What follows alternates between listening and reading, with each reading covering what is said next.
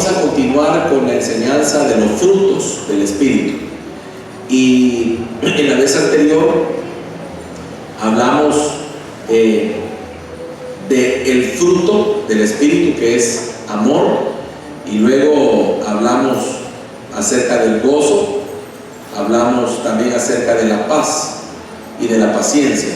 Es decir, que vimos el fruto del amor y vimos tres manifestaciones, ¿verdad?, que nos ayudan a entender que ese fruto del amor está en nosotros. Ahora nos toca ver las siguientes. Vamos a ver lo que es la benignidad, la bondad, la fe y la mansedumbre. Otras cuatro manifestaciones acerca del amor. Pero antes que nada quiero reforzar un poco el hecho de que el fruto, como lo dice la Biblia, porque así lo dice Gálatas, ¿verdad?, el fruto del Espíritu es amor. Recalcar que ese fruto solamente lo podemos nosotros evidenciar o lo podemos manifestar si el Espíritu Santo permanece en nosotros de manera continua, de manera, hermano, si Él reside, si Él habita, porque la palabra del Señor, hermano, me enseña que el fruto es la evidencia o la expresión visible de la vida del Espíritu en nosotros, porque el fruto no lo producimos nosotros, sino que lo produce Él en nosotros. Significa que si Él está, ¿verdad?, si el Espíritu Santo está en nosotros, se debe de notar, debe haber un fruto, debe haber una evidencia, debe haber algo que me hace diferente a los demás. Entonces, esa es la diferencia entre el don y el fruto. Porque el don es algo que yo recibo sin haber hecho mayor cosa. El don es un regalo que Dios me da para que yo pueda de alguna manera, hermano, ser efectivo en el mundo espiritual. Pero el fruto requiere de mí que yo ponga de mi parte, en el sentido que tenga una comunión con Dios. Entonces, ese fruto también es una señal de madurez, la cual tiene que salir a luz en el momento determinado. Por eso es que la Biblia dice: por sus frutos los conoceréis, no por sus dones. Porque el don, hermano, mucha gente tiene dones, pero no tiene fruto. Y eso es bien complicado, porque el don me puede desechar. Fíjese que dice la palabra del Señor: en aquellos días vendrán y me dirán: Señor, Señor, en tu nombre echamos fuera demonios. Fíjese, un don, ¿verdad? Y Él, que les va a decir: apartaos de mí, hacedores de maldad, nunca os conocí. Esa palabra conocí implica una relación. Entonces lo que está diciendo ahí es: sí, usaste mi nombre, sí, ¿verdad?, hiciste cosas, obras, pero no tuviste fruto. Entonces el fruto es lo que el Señor busca de nosotros. Entonces, la manifestación del fruto del amor en cuanto a la benignidad significa excelencia moral. Fíjense qué tremendo: excelencia moral, en el sentido que la benignidad habla de una conducta excelente, pero en realidad el énfasis, el enfoque de la palabra benignidad está en la amabilidad, ser amables, ser gentiles, o sea, la gentileza. Mire qué tremendo, cuánto nos falta, porque cuántos creyentes usted ha conocido que ni son amables, ni son gentiles. Es tremendo, pues uno se encuentra con un montón de creyentes que no tienen esa manifestación, ¿verdad?, de poder ser amables, de poder ser personas que demuestran que el Señor está en ellos. Entonces, esa palabra benignidad viene del griego Créstoles, C-H-R-E-S-T-O-T-E-S, es Créstotes, y habla de esa excelencia moral. Y también viene de la palabra Crestos, que quiere decir mejorar Perfeccionar significa amable, con sencillez, y me habla de una persona dócil. Mire qué impresionante todo eso, ¿verdad, hermano? Porque a mí me llama la atención de que necesitamos cada día ser moldeados por el Espíritu del Señor. Imagínense solo en nuestros lugares de trabajo cómo nos conocerán, en nuestra familia cómo nos conocerán, en nuestro vecindario cómo nos conocerán. Seremos amables, seremos la persona que saluda, que habla, que bendice, que tiene buenos modales, o seremos la persona que de alguna manera la gente rechaza o evita. Pase adelante, mi hermano, pase adelante, porque la verdad es que, hermano, eso habla de nuestro estilo de vida, de cómo somos, de quiénes somos, de qué testimonio damos. Yo siempre cuento esto porque para mí es una vivencia, ¿verdad? Qué feo es encontrarse con personas que tienen un carácter tremendo, ¿verdad? Y que de repente usted se da cuenta que son creyentes y usted dice, ¿usted es cristiano? Y usted le pregunta porque no se le nota, no se le echa de ver. Porque un creyente debe tener ese estilo de vida, es decir, ser amable.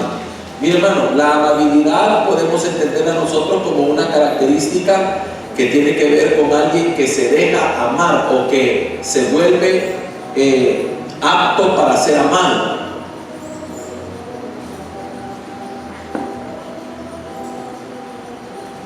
Y la benignidad no es solamente una cualidad, sino que expresa una acción, o sea, se demuestra con acciones. Hermano, yo creo que nosotros los creyentes deberíamos de ser las personas que más demuestran esto. Por ejemplo, donde llegamos, saludemos, donde lleguemos, hablemos, pidamos las cosas, por favor, no importa que usted esté pagando.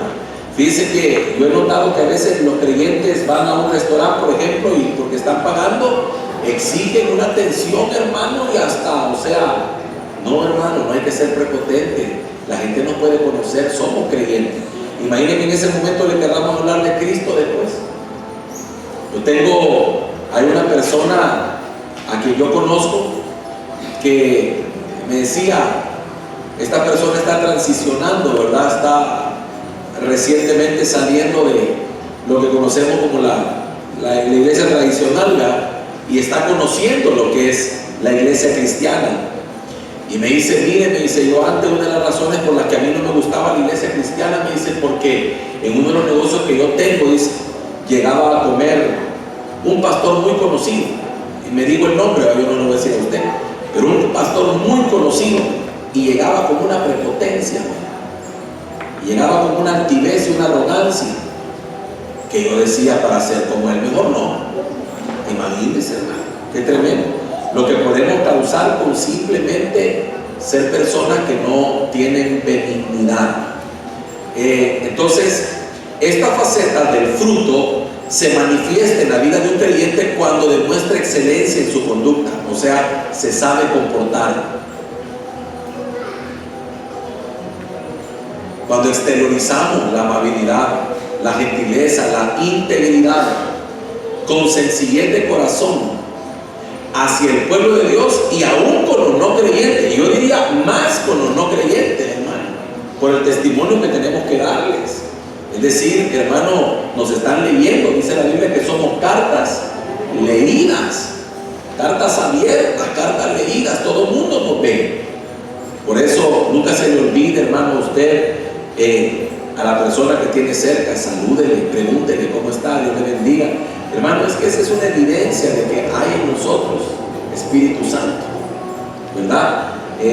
Tratemos la manera de ser con los demás siempre amables, gentiles. Hay normas de conducta, hermano, con las cuales nosotros deberíamos de desenvolvernos.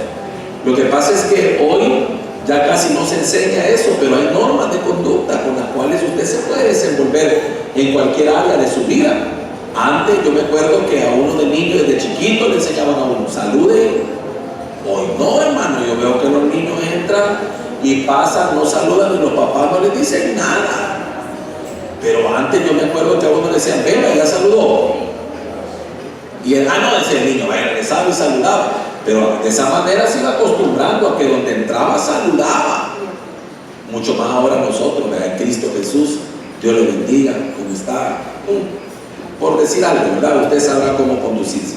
Entonces, el que posee esta virtud o este fruto, esta manifestación, no puede actuar con agresividad. O sea que la amabilidad es contraria a la agresividad. La amabilidad o la benignidad es todo lo contrario a la persona agresiva. ¿Usted se ha fijado que hay creyentes que son agresivos? Esa es la ausencia del Espíritu Santo en la persona, ausencia de la llenura del Espíritu. Entonces la benignidad denota docilidad para ser moldeado por el Señor, como el barro en las manos del alfarero. Mire, qué lindo es ser dócil. Dócil cuando Dios nos habla a través de cualquiera de los métodos que Él pueda usar, porque Él no puede usar, Él puede hablarte directamente a ti como puede hablarte a través de alguien. Y qué bueno es ser dócil cuando Dios te habla a través de otros también, porque mire, hermano, cuando Dios le habla a usted es bien fácil. Es decir, cuando Dios le habla a usted, ¿verdad?, directamente, en el sentido que, mire, hermano, es que Dios me dijo, ¿verdad? Pero cuando Dios usa a alguien para decirte algo que debes moldear, ahí es lo crudo. Porque casi a nadie nos gusta que nos digan. A nadie nos gusta que, hermano, mire, usted debería cambiar, mire, hermano. ¿Ya ha oído ese yo? ¿Ya ha oído usted? ¿Va? ¿Qué es ese? Ese es un síntoma, una evidencia de que no soy dócil, que no soy sensible a lo que me están pidiendo que cambie o que moldee. Entonces, todos los días el Señor está lidiando con nosotros a cambiar algo de nuestra vida, porque así como decimos aquí, somos barro en manos del alfarero, y el alfarero trabaja siempre, todos los días, continuamente. Nos está dando forma, nos está formando para el día especial que Él tiene con nosotros. Entonces, esta faceta solo puede ser dada a través del Espíritu Santo. Entonces, el Señor mismo, mire, el Señor Jesús nos da su máximo ejemplo, porque Él es benigno aún con los ingratos y malos. Hermano, nos dice la Biblia que aún el sol sale sobre justos e injustos. Mire qué tremendo el Señor, increíble. Y mandó a su Hijo a la cruz a morir en nuestro lugar. Y murió, dice, de tal manera amó Dios al mundo, al cosmos. Amó la creación y por ella murió, para redimirla, para que todo aquel que en Él crea. Imagínense, hermano, o sea, por todos, aún por la gente que usted y yo diríamos no vale la pena. Bueno, pero Él lo hizo. Para Él sí valió la pena, así como nosotros valimos la pena. Entonces la benignidad se expresa en términos de gracia, ternura y compasión.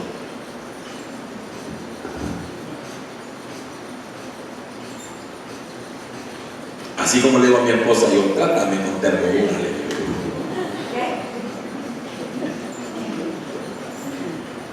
Ahora, la bondad. ¿Qué es la bondad? La palabra griega es agatosune, que significa útil, excelencia, y se utiliza para indicar rectitud de corazón y una actitud de beneficencia, la que se deriva de ágatos, que quiere decir ayuda y buenas cosas. Mire, esto es tremendo, porque en esta parte de la bondad tocamos el área, hermano, donde implica el dar. Y yo siempre he dicho una cosa: el amor se manifiesta en lo que damos, porque si usted ama, da. Es decir, todo aquello a lo que usted ama, a usted no le va a doler dar para eso. Por ejemplo, las madres, que no dan por sus hijos. Las mamás, hermanos, por sus muchachitos, por sus bebés, como les digo yo, ¿verdad? Ya tan grandes, pero siguen siendo el bebé. Ellas dan cualquier cosa, madrugan, se desvelan, trabajan. ¿Por qué? Porque lo aman. ¿Qué significa eso? Significa que el amor me lleva a dar. Por eso dice la Biblia: de tal manera amó Dios al mundo que dio. O sea, la manifestación del amor de Dios fue haber dado a su Hijo. Esa es la bondad. La bondad consiste en tener una actitud benéfica o de beneficencia. Es una actitud que ayuda a otras personas. Oiga esto, con rectitud de corazón, sin hipocresía, ni vanagloria. Tres cosas que usted tiene que tomar en cuenta para dar. Uno, rectitud de corazón, sin hipocresía y sin vanagloria. Que la vanagloria sería, hermano, el querer yo relucir por lo que di. Por eso la Biblia nos enseña, cuando hablamos de la limosna, que la limosna es la parte de nuestros bienes que destinamos para ayudar a otros. Esa es la limosna.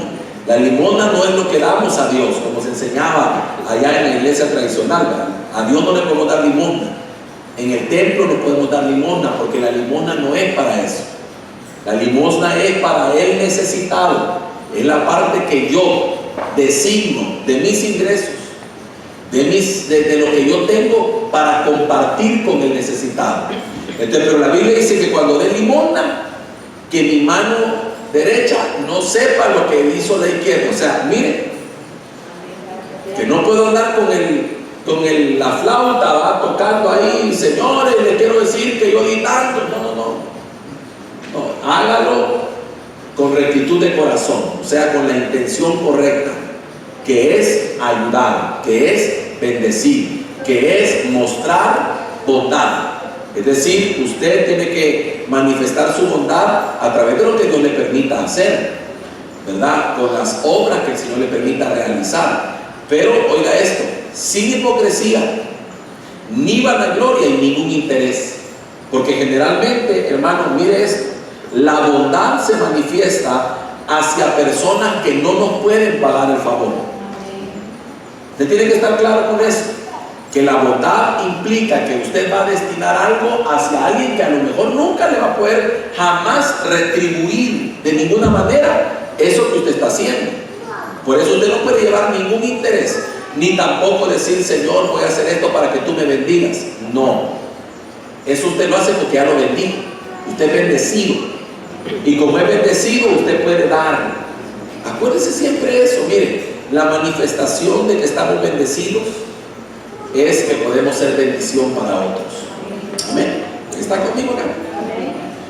Entonces esto, la bondad es una actitud de ayuda hacia otras personas. Mire, anote eso, subraye, actitud de ayuda. Yo siempre he dicho una cosa, mire hermano, cuando usted come en su casa, cuando esté sentadito en la mesa y está con su plato de comida, lo que le haya puesto, lo que tenga, ¿verdad? Siempre acuérdese y dígale gracias, Señor, por la bendición que tengo de comer hoy y por la comida que has puesto delante de mí. Pero siempre acuérdese de sus hermanos, todo el tiempo acuérdese de que hay hermanos en Cristo, que hay gente que puede ser que no tenga alimento. Y fíjese que es bien tremendo, porque practicar la bondad, no crea usted que es doloroso ni costoso, es factible. Todos tenemos algo que dar. Todos tenemos algo que dar. Fíjese que cuando usted se da cuenta, hermano, siempre Dios nos ha puesto algo en la mano para poder compartir, ¿verdad? Entonces, la ayuda puede ser de muchas maneras. Por medio de la oración, el apóstol Pablo lo pedía en repetidas ocasiones: oren por mí. Una actitud de mostrar bondad, una forma de mostrar bondad. Pero también denota una actitud de beneficencia hacia los necesitados, brindándoles cosas para su provisión. Mire, hermano, cuántas cosas a veces tenemos en nuestros hogares, hermano, que ya ni nos caben, hermano, ya ni sabemos qué hacer. Busque. Y yo siempre he dicho una cosa: no regale lo que no sirve, porque la otra gente no es basurera. No, regale algo que usted dice, esto sí funciona, sí, está bueno, excelente. Hay alguien que no tiene, yo lo voy a compartir. Yo siempre le he dicho a usted, por ejemplo, mire, cuando el Señor me permite a mí, hermano, sacar de mi closet ropa. Hermanos, ni le he sacado cuando ya el Señor está mandando otra vez, y yo digo, Padre Santo, ¿qué hago si estoy sacando? Y ahí viene, ¿verdad? Porque, hermano, es que es continua la bendición. Acuérdese siempre de bendecir a otro. Ese es un área interesante que usted debe desarrollar. Entonces, la bondad debe ser una de las características de las personas regeneradas. O sea, una muestra de la regeneración en su vida es la bondad.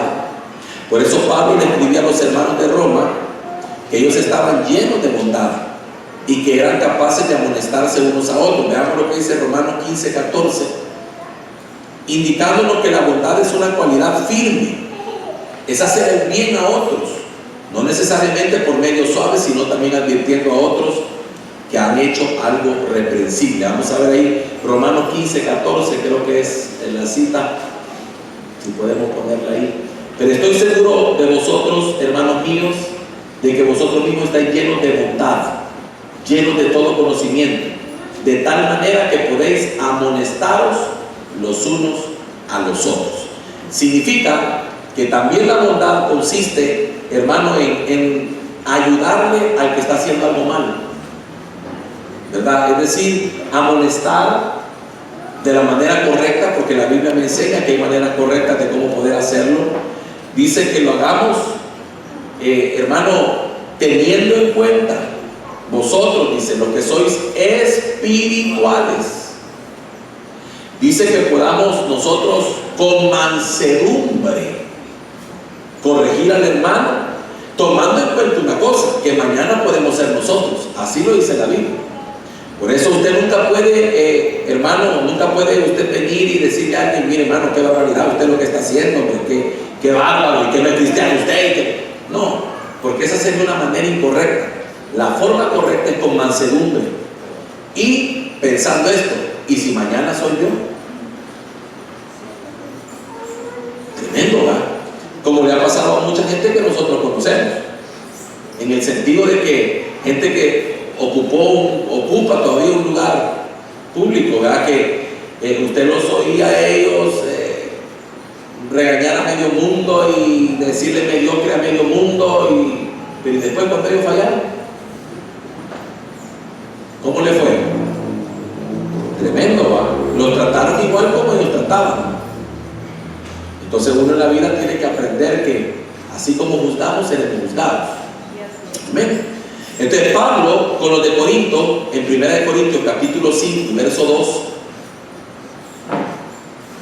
Pablo amonesta de manera fuerte a los hermanos por un caso de inmoralidad que hubo en la congregación. Pero en la segunda carta a los Corintios les hace saber que lo hizo con tristeza y dolor, esperando recibir de ellos una respuesta favorable. Veamos cómo lo dice. 1 Corintios capítulo 5, verso 2 dice: y vosotros estáis envanecidos, ¿no debieran más bien haberos lamentado para que fuese quitado de en medio de vosotros el que cometió tal acción?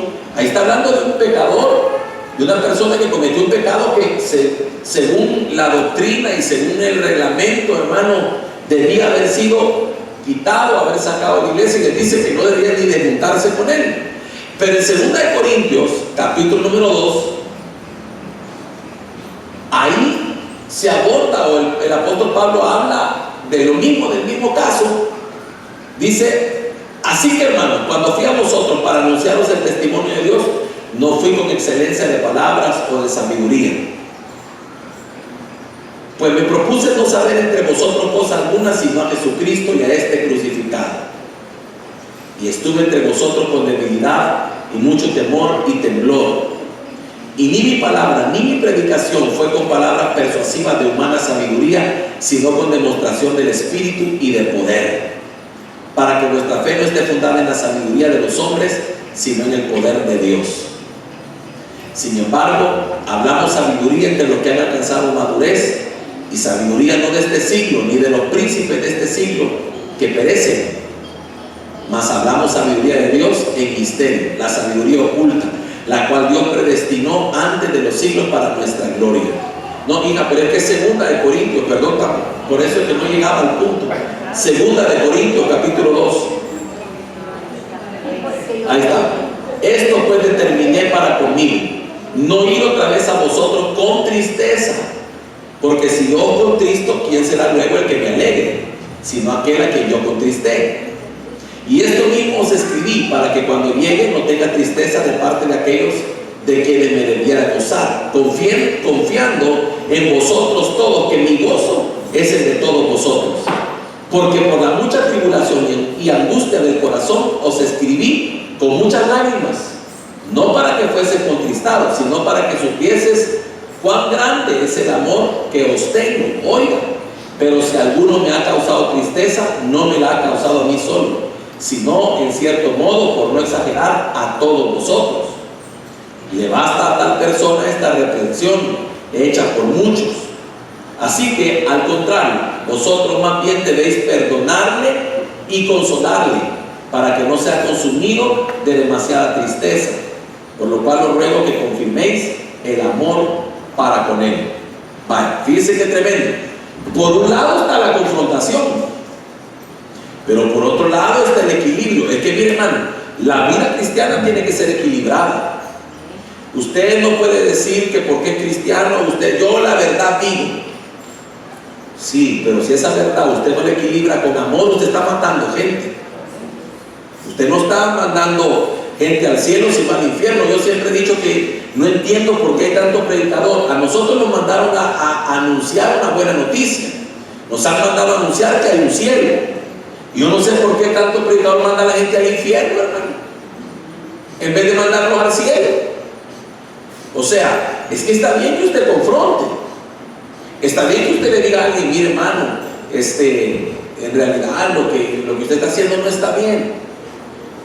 Es que mire, hermano, eso no está correcto. Está bien que usted lo haga, pero debe llevar un ingrediente, debe haber bondad.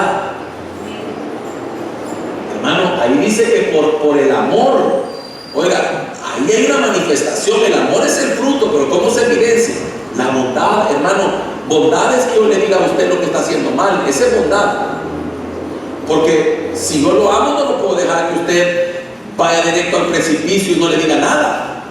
Tengo que prevenirle, tengo que decirle, tengo que de alguna manera, hermano, mire esto y lo otro, está bien, pero con el equilibrio de que lo que le diga no lo vaya a matar.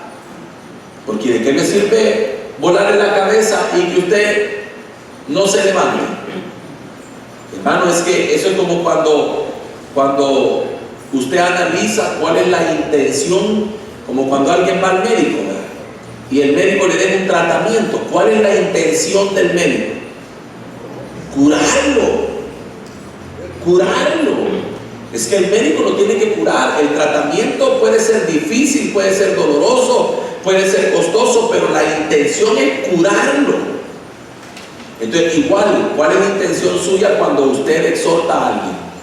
Cuando reprende a alguien, ¿cuál debe de ser? La restauración.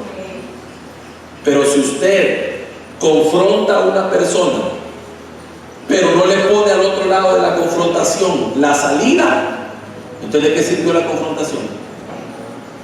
Es que usted debe presentarla. Si usted va a confrontar, presente la salida, la solución, la respuesta. Es que, mi hermano, para todo en Cristo hay salida. La palabra del Señor nos da salida para todo. O sea, no hay nada que no pueda ser solucionado por Dios. Dígame usted qué podría ser una persona, qué pecado, qué cuestión podría ser alguien que no pueda ser arreglada por Dios. Todo lo puede arreglar. Todo está en que nosotros tengamos la intención. Por ejemplo, le voy a poner un caso claro. Para usted, la mujer encontrada en adulterio, ¿había pecado sí o no? Sea sincero. Sí, es que había sido encontrada en el mero acto. No era sospecha, no era chambre, no era chisme. Había sido encontrada en el acto de adulterio. Era culpable, ¿sí o no? ¿Y por qué no la condenó Jesús? ¿Por qué Jesús no la condenó? Porque ya la estaban condenando los hombres. Es que, mire, hermano, la llevan, la exhiben. ¿Usted cree que no era demasiado ya el hecho de ser exhibida? Haberla llevado desnuda, haberla llevado, hermano, exhibirla como una mujer adúltera ante todo el mundo, no era suficiente. Claro, entonces, el Señor ve que el punto ahí era cómo la restauro, cómo le ayudo, no cómo la termino. Es que si de terminarla se trataba, el Señor se hubiera dado la vuelta y hubiera dicho: apedréenla ya. A él le preguntan con la intención de hacerlo caer. La ley manda. Tiene razón, dijo el Señor. Bueno. Entonces dijo el Señor: el que esté libre de pecado tire la primera piedra. O sea, les tiró a ellos la pelota. Y cuando se fueron todos, que dijo: ¿dónde están los que te condenaban? Se fueron, sí, ni yo te condeno. Qué tremendo. A todas luces había que condenarla, ni yo te condeno. Vete y no peques más. Ahí está la salida. Ahí estaba la salida. El Señor le encontró rápido. Restauremos a esta mujer, levantémosla. Porque mire, hermano, hay algo que usted y yo tenemos que comprender en cuanto a esto. Acuérdense que como estamos en una enseñanza de doctrina, en un mismo tema podemos abordar muchas cosas que salen a la luz. Por ejemplo, un error que nosotros los creyentes cometemos. A usted le cuentan algo, usted mira a alguien cometer un error y usted lo juzga y comete un grave error. ¿Sabe por qué? Porque, hágame el favor y mire a la persona que usted tiene a la par, mire la persona que está a su lado, mírela bien, analícela. Le voy a hacer una pregunta: ¿cuántos oídos tiene esa persona? ¿Por qué no puso Dios dos oídos y uno a cada lado? Porque usted no puede juzgar nada sin oír las dos partes primero. De hecho, cuando Jesús iba a ser juzgado, dijeron: ¿juzga acaso nuestra ley a alguien sin haberlo oído primero? Tremendo.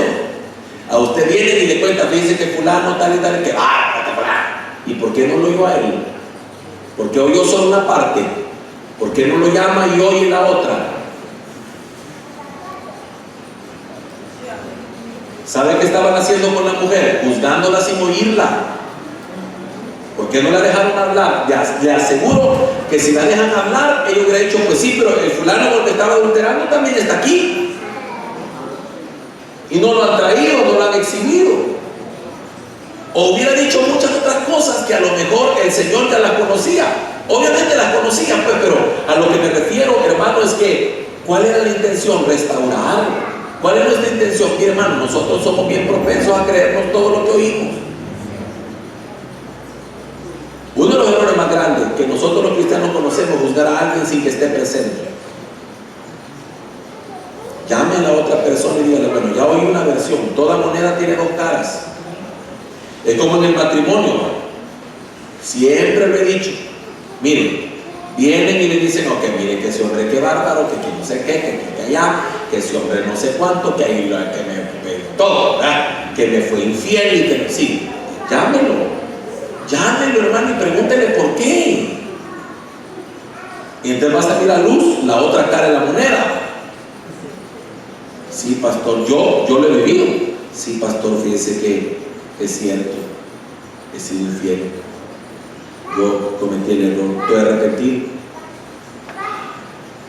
No me lo niega, fíjese. Y hermano, pero ¿y qué lo llevó a eso? No, pastor, mi esposa me empujó. ¿Cómo lo empujó? Sí, me descuido en la intimidad. Me descuido totalmente. Me abandonó, pues. Es que mire, hermana, usted es la cobertura de su esposo. Hablando en ese sentido, usted es la cobertura de él. Si usted lo abandona, ¿qué puede esperar? Si usted la ayuda, si usted ya no lo atiende, no lo cuida, no hace lo que prometió hacer cuando se casó, están los resultados. ¿Qué podemos hacer cuando yo los oigo?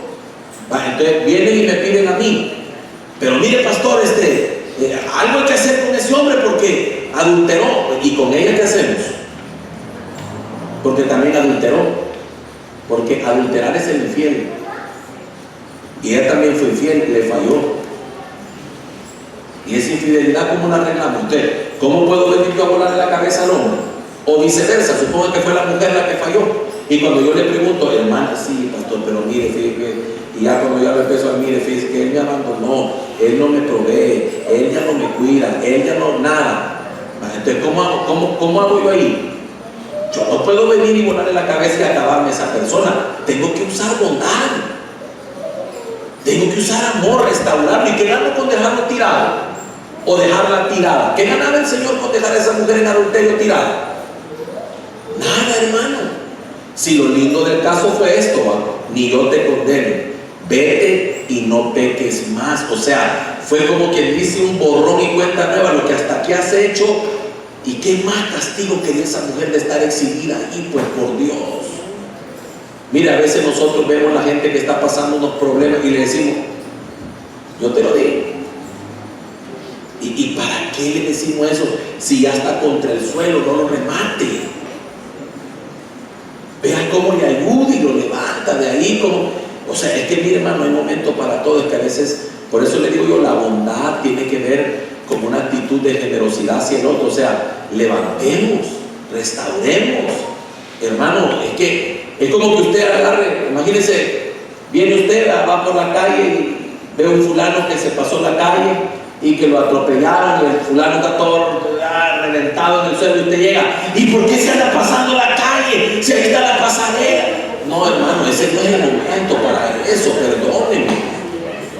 Ese momento es para levantarlo, auxiliarlo, vendarlo, llevarlo al hospital, esperar que se recupere. Y cuando se haya recuperado, mire, venga, ya recuperó, va a decir, mire, no vuelva a pasarse la calle, mire lo que le pasó por pasarse la calle, espero que usted ya no lo vuelva a hacer.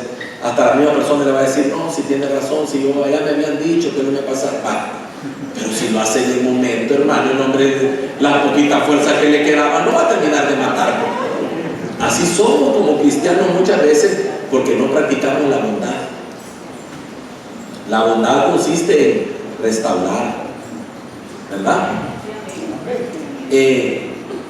Pablo también reprendió a Pedro. Fíjese qué tremendo eso. En la iglesia de Antioquía, Pablo se había apartado de los gentiles para no comer con ellos, porque le tenía temor a las críticas de los judíos.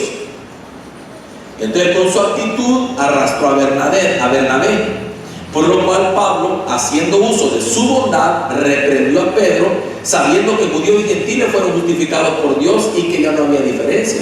Miren qué tremendo, Gálatas capítulo 2, verso 11. Gálatas capítulo 2, verso 11. Dice, pero cuando Pedro vino a Antioquía, le resistí cara a cara, porque era de condenar. Oiga, era de condenar. El que era de condenar, su actitud. Hermano, él mismo le dice, si vas a ser judío, si vas a estar con los judíos, vas a hacerte judío. Si con los gentiles, hacerte gentil. Pero en pocas palabras le digo, definite pues, no tengas esa actitud.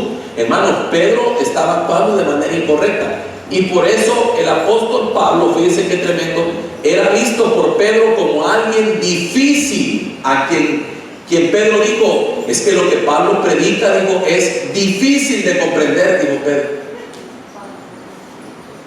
Imagínense qué tremendo.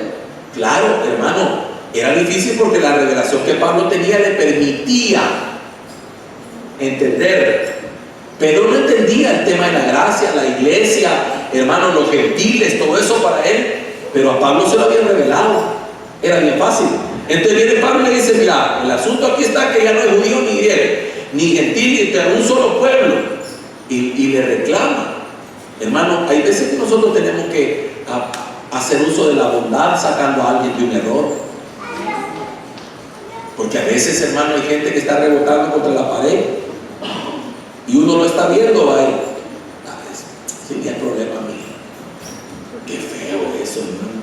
Si tenemos bondad, por lo menos le vamos a decir, mira, hermanito, le va a hacer hoyo a la pared, ¿verdad? O sea, o decirle, hermanito lindo, mire, no es así, ¿verdad? El problema es que a veces lo hacemos, pero ¿cómo lo hacemos? Lo hacemos como de forma incorrecta. Pero si usted ve a alguien que está cometiendo un error que lo va a llevar a algo complicado, hermano, usted está en su deber, es la responsabilidad suya decirse: hermano amado, mire, yo quiero decirle esto, ¿verdad? ¿Le puedo decir algo? ¿Me permite decirle algo? Sí, me ha dado permiso. Dice que esto y esto siento yo que no está bien. Hermano, yo se lo digo, usted tómelo o déjelo, ¿verdad? Usted órele al Señor para ver si mi deber era decirse, punto. Usted salió de la responsabilidad, lo hizo. ¿Por qué? Porque usted ama a esa persona, y si la ama, usted tiene que ser bueno con esa persona. Amén. Entonces la bondad no solamente hablamos de que puede ser manifestada a través de la oración por otros, a través de lo que podamos dar a los demás, y también a través de hacerles ver aquellas áreas de su vida que no están bien. Entonces notemos que la diferencia entre benignidad y bondad es que la benignidad es una disposición hacia otros que se traduce en acciones suaves, y la bondad es una actividad bondadosa a favor de los demás, que de acuerdo al caso pueden ser acciones drásticas. Imagínese usted, le voy a poner un ejemplo. Usted ve un niño jugando con fuego, usted sabe que se va a quemar, ¿verdad? Y usted le dice: hijito lindo, mira, no estés tocando eso. Y el niño no le hace caso. ¿Qué va a hacer usted? Ya probó, suave. Mi hermano, si lo veo que se va a quemar ese niño, yo llego, lo agarro, y que grite y que pataleo, lo agarro y lo quito de ahí. Porque en el momentito va a ser ya un berrinche, pero después va a decir, más grande, va a decir: me hubiera quemado, me hubiera desfigurado, me hubiera perdido una mano, no sé, por cualquier cosa, la consecuencia. Y le agradezco al hermano que a la fuerza me apartó de ahí. O sea, mire qué tremendo cómo el Señor nos lleva. Amén. Luego dice que viene la fe. Y esa palabra fe viene del griego pistis, que quiere decir firme persuasión, convicción, basada en lo oído o en lo escuchado, confianza, seguridad, fidelidad. Todo significa la palabra fe. Este es el fruto de la fe, no el don de fe, sino el fruto de la fe. Y viene de una palabra que escuché. Acuérdense que la fe viene por el oír, y el oír la palabra. O sea, el constante oír la palabra del Señor es lo que trae fe a nuestra vida. Entonces, uno de los aspectos de la fe es la confianza al conocer a Dios. Y eso me lleva a serle fiel a Dios y a los hombres. En términos sencillos, la fe es creerle a Dios. Miren qué tremendo es, creerle a Dios. Es actuar con la firme convicción de que lo que Dios ha prometido nos lo va a dar. Es un fruto, hermano, que usted y yo de ninguna manera. Fíjense que la gente confunde la fe con la actitud positiva. La actitud positiva es aquello que dice: no, yo creo, no, yo sí, y uno mismo se da terapia. Pero la actitud positiva tiene el problema que está en alto y bajo. La fe es constante, porque la fe es un fruto que se está produciendo. Es el Espíritu Santo el que lo está produciendo en mí, y que actúa a través de la palabra que yo estoy escuchando, la palabra, conociendo a Dios. Acuérdense que a través de la palabra yo conozco a Dios, y cuando le conozco aprendo a confiar en Él. Le conozco a Dios a través de la palabra, le conozco a Dios a través de las vivencias, le conozco a Dios a través de mi caminar con Él, a través de los testimonios que otros cuentan. Todo eso me ayuda a conocerle, y cuando lo conozco sé quién es Él, y cuando sé quién es Él confío, sé que Él no me va a fallar. Amén. Entonces es poder creer en lo que Él ha prometido. Fíjese, hermano, que por ejemplo, ¿qué es lo que nos mantiene creyendo a nosotros en la venida del Señor? La fe que hay, que el Espíritu Santo produce en nosotros. Todos los días usted escucha que dicen que no, que eso aquí, que allá, que tienen 2000 años, que Cristo nunca va a venir, que eso es mentira. Hermano, qué tremendo. Pero en nosotros hay una convicción de que el Señor viene. Y cada día esa convicción crece porque sabemos que está más cerca la venida del Señor. Dice, hace poco estaba, un par de días atrás, como 3 días atrás, estaba leyendo un estudio que habla acerca de las señales de su venida. Y hablando de cada una, desglosándolas, cada una de ellas, y se enfocaban en unas cuantas, y una de ellas era terremotos.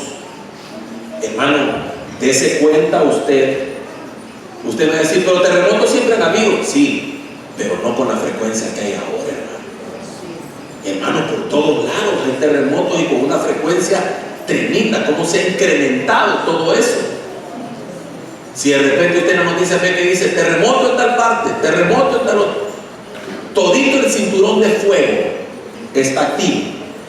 El cinturón de fuego hermano, es un detonante, porque el cinturón de fuego, dicen los estudiosos, que el cinturón de fuego en la magnitud que está activo en este momento podría llegar a desatar terremotos de magnitud de grado 10 para arriba, que son, hermano, destructivos, y tiene la capacidad de ese cinturón de que puede llegar a producir terremotos que abarquen diferentes naciones al mismo tiempo. Tremendo. O sea, hermano, estamos ante un escenario terriblemente potencial para la venida del Señor. Y no solamente eso, ¿verdad? Usted mira las demás señales que estamos viendo en los cielos, ¿verdad? Asteroides que nos dicen que ya pasaron cuando ya, o sea, nos dicen pasó, ¿verdad? Pero no nos dicen antes, y no nos hablan tampoco de la peligrosidad con la que pasan. Hemos visto también hace poco, estaba leyendo en ese mismo estudio, que dice que recientemente terminó la última tormenta solar. Usted lo sabía, y dice, Dios mío, ¿por qué tanto calor? Claro, porque muy poca publicidad hacen de que hay una tormenta solar impactando la Tierra, que ha movido y ha causado tremendos cambios en el núcleo de la Tierra. Y dicen los científicos que va a pasar un cierto tiempo para que el núcleo de la Tierra vuelva a su normalidad, y que durante ese tiempo, que mientras se vuelve a la normalidad, cabe la posibilidad de que en lo que se acomoda provoque terremoto. O sea, todo va desencadenando una cosa por la otra, pues. Entonces yo veo, hermano, que el Señor pronto viene. Yo lo creo con todas mis fuerzas y con todo mi corazón. Pero más que ver esas cosas, es que confío en la promesa que Él dijo que volvería por nosotros. Entonces, yo creo que Él va a cumplir su palabra. Dice la Biblia que Él prometió mandar al Espíritu Santo y lo mandó. Entonces, si Él cumplió esa promesa, va a cumplir todas las demás. Amén. Y luego quedamos con la mansedumbre. Se traduce del griego praotes, que significa humildad. Mire cuánto nos falta mire, aquí donde yo creo que todos nos vamos en la colada. Y cuando digo todos, somos todos. Porque la mansedumbre es una obra efectuada en el alma, ya que dispone al espíritu humano a aceptar primeramente los tratos de Dios. Mire, hermano, yo he conocido gente que cuando Dios está tratando con ellos, en lugar de humillarse, en lugar de decirle Señor, y no, hermano, se ponen en una situación como que, ¿y por qué a mí? ¿Y por qué Dios me hace esto a mí? Y digo yo, Padre Santo, qué valor, digo yo, a hablar así con Dios. Y perdóneme, no han conocido al Dios verdadero, porque el Dios verdadero dice en su palabra: ¿quién es el barro para que le diga al alfarero qué hacer con él? O sea, no digo barro, así de fácil, no digo barro, y somos barro. Y oigo gente que dice, no, ¿y por qué a mí? No, va, pero que me explique a mí, va, que me diga, ¿y por qué yo? Ah, te tiene que explicar Dios. Hermano, permítame un segundito, pero yo le voy a decir una cosa: Dios no tiene por qué darnos explicaciones de nada. Porque simplemente le voy a decir una cosa: primeramente, somos de Él. ¿Qué nos va a andar explicando? Y para colmo de males, aunque nos explique, no vamos a entender. Más bravos nos vamos a poner, porque si nos explicara, más nos vamos a enojar. Si nos dijera la verdad de las cosas. Además que sabe que la verdad no la aguantamos, entonces mejor no nos la dice. Tremendo, hermano, tremendo. Entonces, hermano, hay gente que no soporta, no aguanta, no puede ser. Cuando Dios la trata, hermano, reclama, hermano, se vuelve rebelde, se aleja de Dios, es porque le faltó humildad para aceptar los tratos. Yo siempre le he dicho a usted, mire, hermano, metas esto en la cabeza: Dios nunca tiene la culpa. Nunca. Toda la culpa la tiene siempre el ser humano.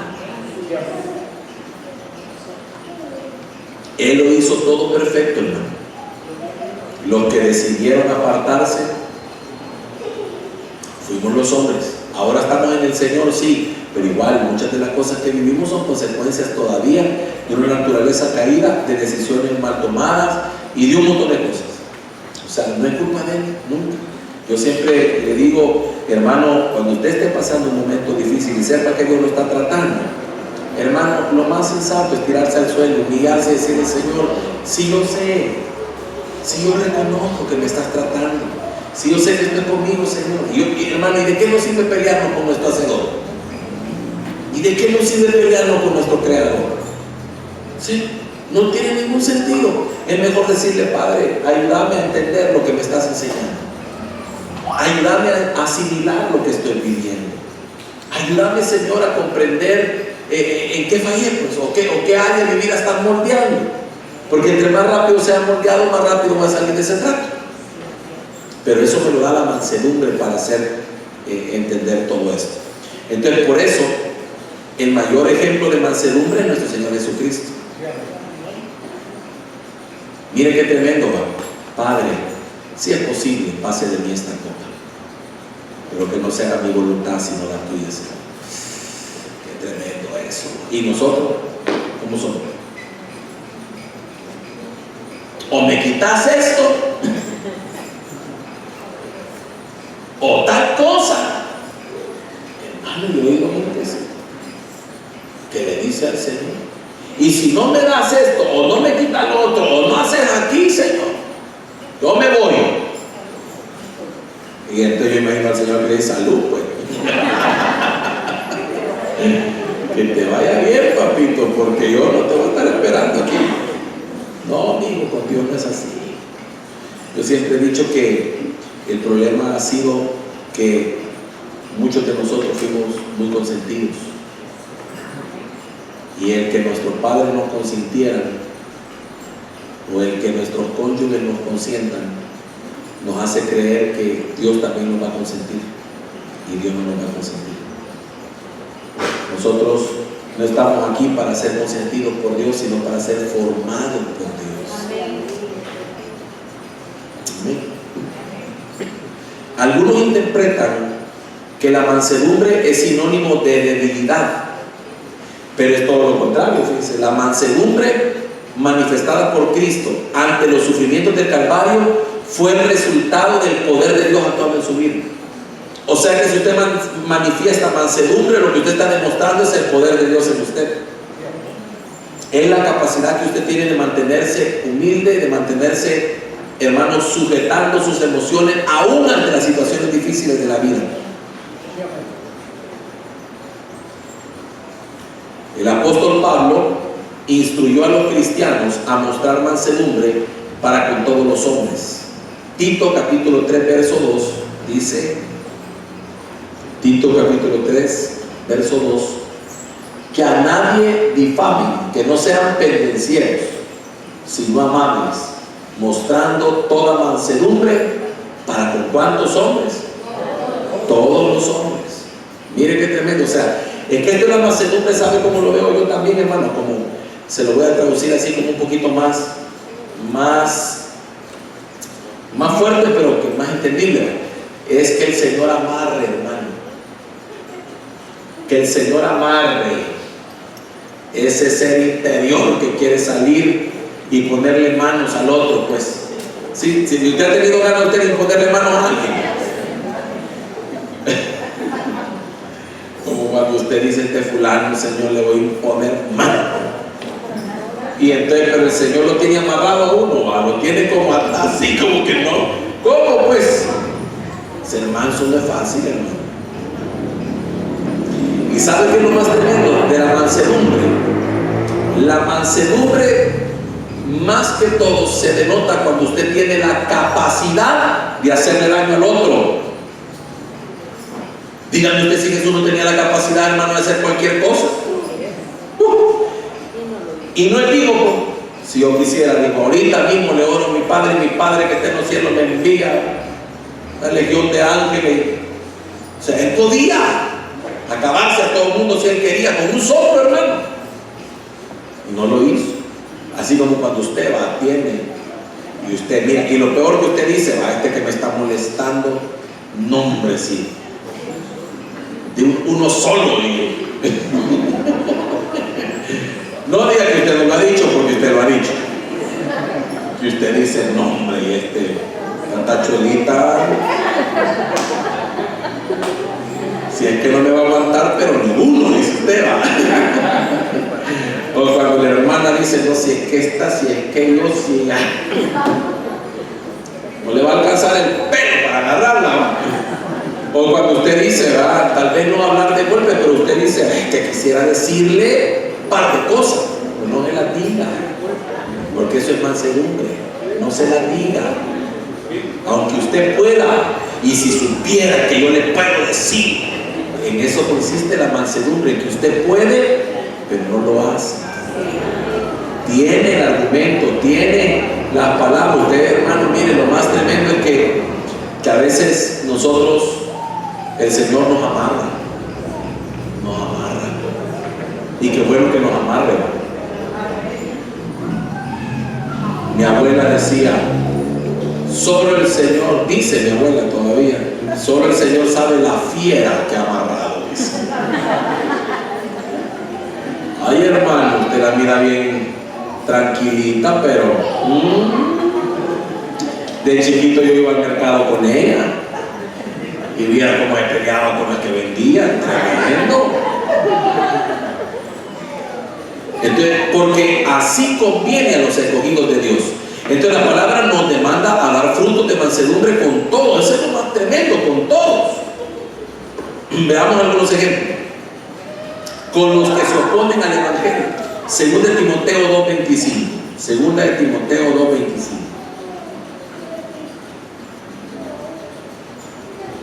Que con mansedumbre corrija a los que se oponen, por si quizá Dios le conceda que se arrepientan para conocer la verdad.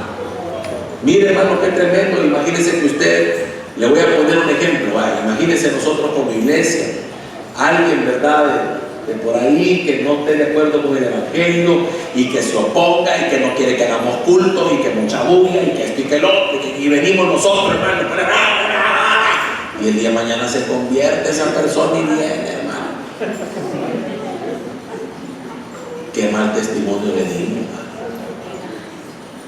Iba a decir a la persona: miren, yo he aceptado al Señor, lo único que tengo contra ustedes es que fíjense que antes de conocer al Señor yo viera qué mal me trataba ese hermano. No, mansedumbre para los que se contra los que se oponen. Es decir, mire, mostrar mansedumbre con los que contienden contra Dios. Sin embargo, debemos pedirle al Señor que llene nuestro corazón de esta virtud para que podamos con amor atraer las almas perdidas hacia Cristo.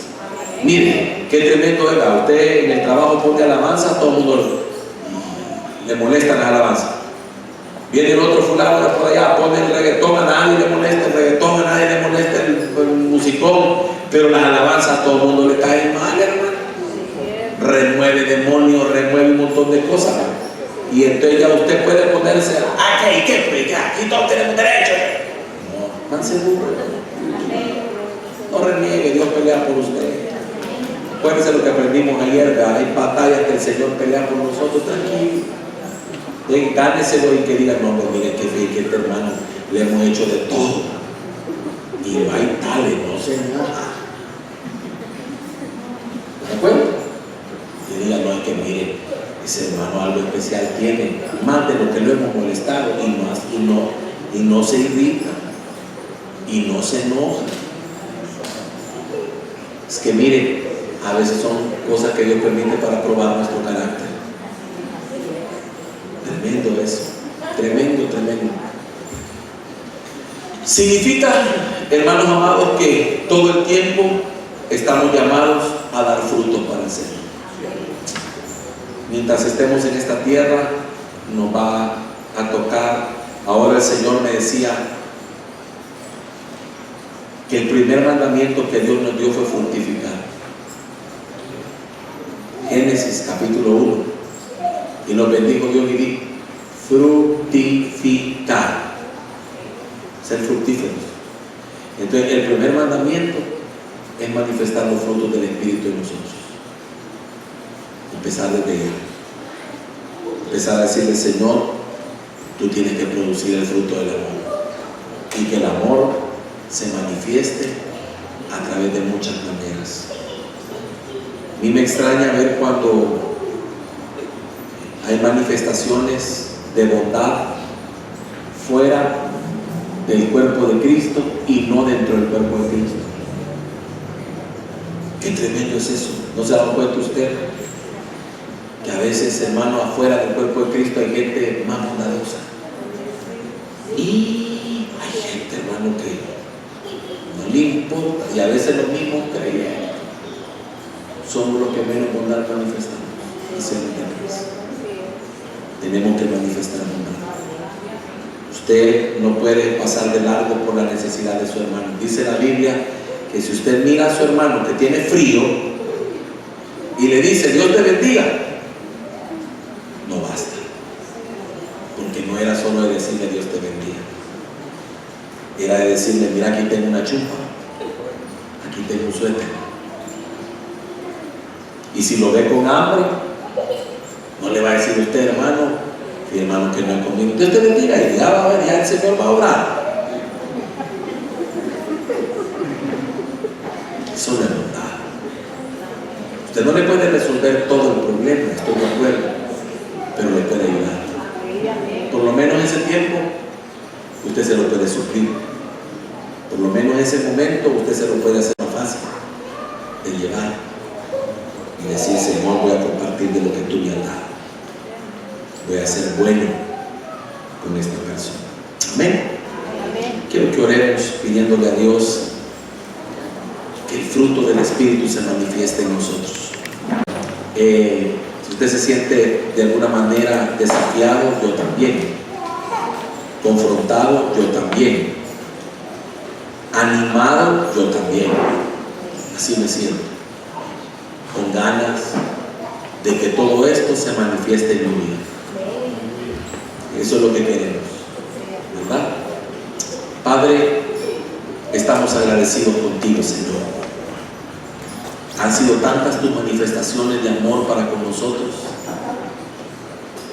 que no las podemos pasar por alto, Señor. Hoy puedo recordarme, Señor, con cuánto amor tú me has amado. Y puedo recordarme, Señor, cómo llegué, o mejor dicho, cómo me encontraste, cómo llegué a tus pies, Señor. Y cuando veo ahora mi vida, me doy cuenta de cuánto amor me has manifestado, cuánta mansedumbre, cuánta bondad. Señor, cuánta benignidad has usado para conmigo. Todo mi entorno está marcado por tu amor. Donde quiera que yo veo a mi alrededor, encuentro muestras de tu amor, Señor. pues yo llegué destruido, arruinado. Señor, llegué vacío, desordenado. Así me encontraste, Padre. Y cuando veo ahora, me doy cuenta que todo ha sido producto de tu amor derramado sobre mi vida. Señor, ahora yo puedo amarte porque tú me amaste primero. Tú no me conquistaste a mí, Señor. Por lo menos a mí no me conquistaste porque le tuviera temor al infierno. No me conquistaste tampoco con reprensiones. A mí me conquistaste con amor, Señor. Me doblegó tu amor, que siendo lo que yo era, tú me amabas. Que siendo como yo era, tú me amabas. Ese fue el amor que me conquistó, que me abrazó.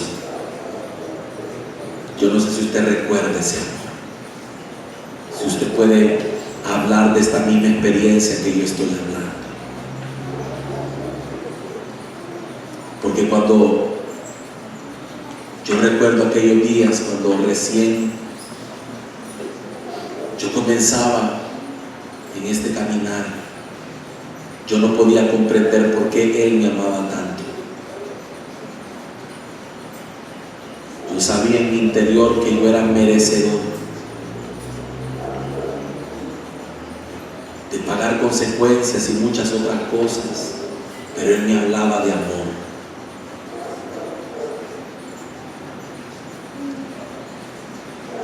Y no ha hecho otra cosa más el Señor que amarme y bendecirme. Ahora, cuando usted recuerda eso y piensa en eso, a usted y a mí nos debe nacer un profundo anhelo, un profundo deseo de amar y de que el fruto del amor se manifieste en nosotros. Espíritu Santo, manifiesta el fruto del amor en nosotros.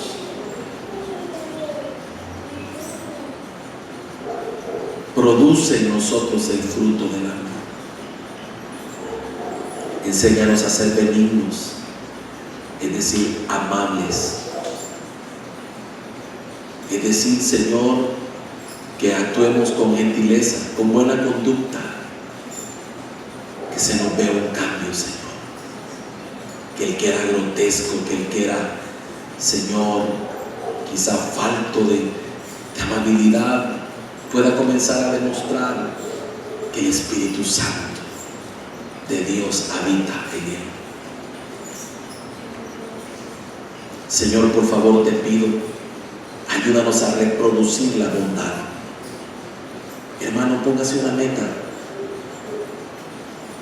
Pídale al Señor y dígale: Dios mío, permíteme practicar la bondad.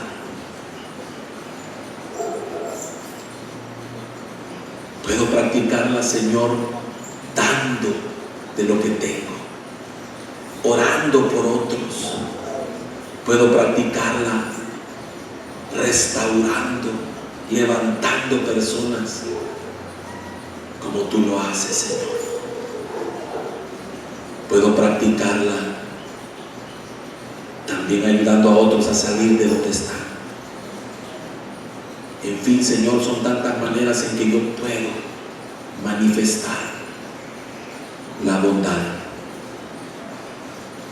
En mi capacidad, de acuerdo a mi capacidad, yo puedo manifestarla, Señor.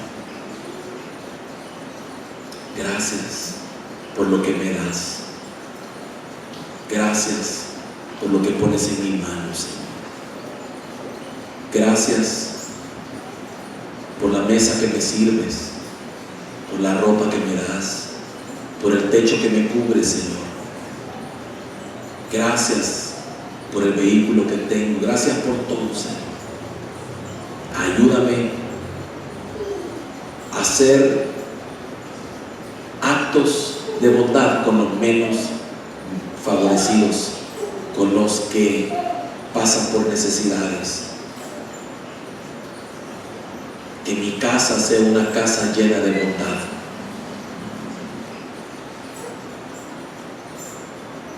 Gracias, Padre. Gracias, Dios mío. Pongo en tus manos mi vida para también se produzca en ella mansedumbre. Hermano, usted puede decirle al Señor, yo lo dije en son de broma, pero usted puede decir, Señor, yo te pido que tú hagas algo con este ser interior, con esa fiera. Señor, dame el fruto del amor, la virtud de la mansedumbre.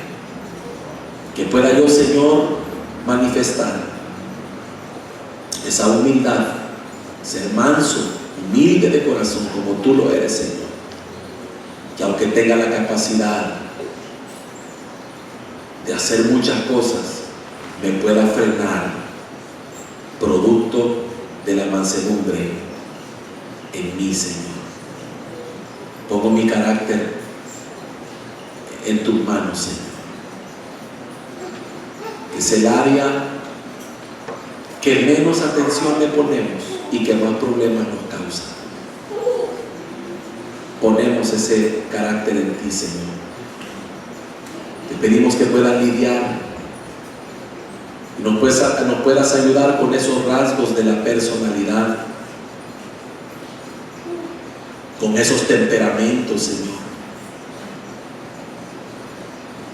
Con todo eso, Señor, que si tu Espíritu Santo no lo hace, ¿quién lo podrá hacer, Señor? Gracias, mi Dios. Gracias, Señor, por lo que estás haciendo. Bríndale al Señor lo que usted detecte en este momento que le tenga que rendir. Para eso estamos aquí. Y para eso este estudio se está llevando a cabo. Para que el Espíritu Santo produzca en nosotros cosas maravillosas. ¿De qué me sirve, Señor, echar fuera demonios? ¿De qué me sirve sanar enfermos? ¿De qué me sirve dar profecía? ¿De qué me sirve una palabra de ciencia si no tengo mansedumbre? Si no tengo bondad, si no tengo benignidad. Enséñame a sonreírle a los demás. Enséñame, Señor, a mostrar compasión, a mostrar ternura, a mostrar amabilidad. Porque tú estás en mí, Señor. Tú estás en mí. Quítanos toda dureza del corazón. Por favor, Señor. Que toda la gente quiera acercarse a nosotros. Producto de lo que tú has formado en nuestra vida, Señor. Gracias. Gracias, Espíritu Santo. Gracias. A ti y solo a ti, Dios mío, te damos la gloria por los siglos de los siglos. Amén y amén. Gloria al Señor. Que el Señor le bendiga, hermano.